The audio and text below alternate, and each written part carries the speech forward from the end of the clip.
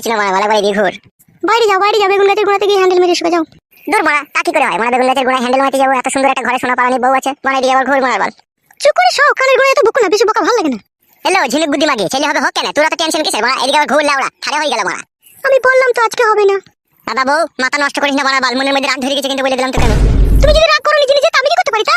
অত বৈদ্য কেন লো তো? এদিকে আবার ঘুর কেন লো? একবার হালকা করে দিলেই তো হয়ে যাবে মারা। বললাম তো আমি আজকে হবে না। হ্যালো এ পাটি, তোর এই বুড়ো ভাতার গোনাকে যখন দুবার তিনবার করে দিছিলি তখন মেন ছিল না, আর আমার কাছে এলিয়ার মেন হয়ে গেল খান কি?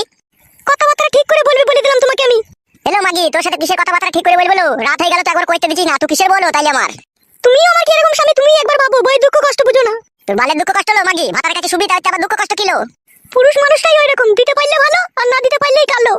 হ্যালো চাপা গুদি, এখন পুরুষ জাতের দই দিচ্ছি নাকি? তুই মেন্সলি বসে আছিস, দেবার গাড়ি মারাচ্ছিস নাকি তুই?